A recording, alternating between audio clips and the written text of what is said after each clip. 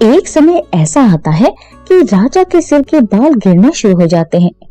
इस परेशानी को दूर करने के लिए राजा की दोनों पत्नियां उनके लिए काढ़ा बनाती हैं।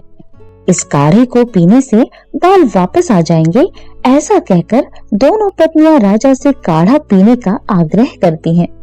लेकिन राजा बहाना बनाकर उनसे कहता है कि मैं इसे थोड़ी देर में पी लूंगा। ये सुनकर दोनों पत्नियां उस काढ़े को रखकर महल में होने वाली शिव की पूजा में चली जाती हैं। अगले दिन सूर्योदय के बाद जैसे ही सभी स्त्रियां नींद से उठती हैं, तो वो देखती हैं कि उनकी दाढ़ी मूंछ आ गई है। यहाँ तक कि दोनों रानियों की भी दाढ़ी मूंछ आ गई थी। जब दोनों रानियां राजा के कक्ष में जाती हैं, तो राजा उनको देखकर बहुत हैरान होता है। रानियां राजा से उस काढ़े के बारे में पूछती हैं। तब राजा उन्हें बताता है कि वो काढ़ा उसने फेंक दिया था।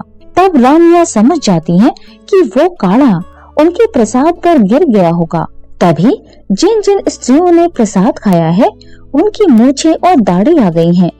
इस बात से वो राजा से नाराज हो जाती हैं और रूठ कर वहाँ से चली जाती हैं। अब इस समस्या के बारे में चर्चा करने के लिए दरबार लगाया जाता है, लेकिन उस दिन तेनालीराम वहाँ उपस्थित नहीं होता। तब राज पंडित राजा के कान भरते हुए कहता है कि तेनालीराम इस समस्या से डरकर घर छोड़कर भाग गया होगा। लेकिन उसी समय वहाँ तेनालीराम पहुँच जाता है। राजा तेनालीराम से उसकी अनुपस्थिति का कारण पूछता है, तो तेनालीराम बताता है कि वो स्त्रियों की मूंछ दाढ़ी की समस्या का हल ढूंढने गया था और उसे हल मिल भी गया है।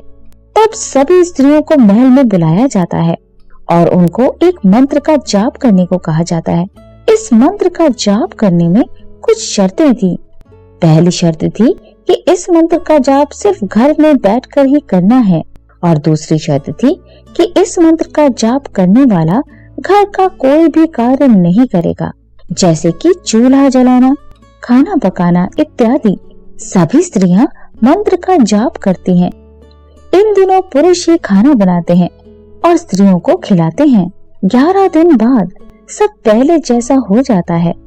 तब तेनालीराम को राजा कहता है कि ये मंत्र जिसने दिया है, हम उसे पुरस्कार देना चाहते हैं।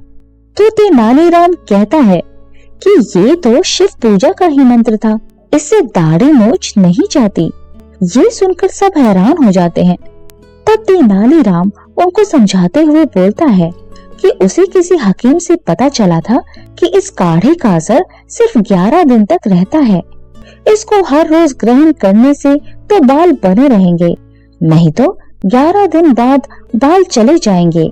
इसलिए 11 दिन तक सबका मन शांत रहे और सभी व्यस्त रहें, ताकि किसी के मन पर कोई बुरा प्रभाव ना पड़े।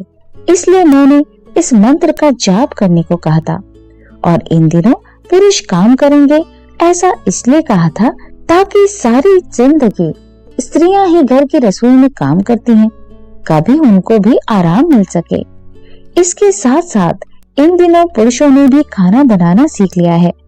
ये सब सुनकर राजा बहुत प्रसन्न होते हैं और तेनालीराम को पुरस्कार देते हैं।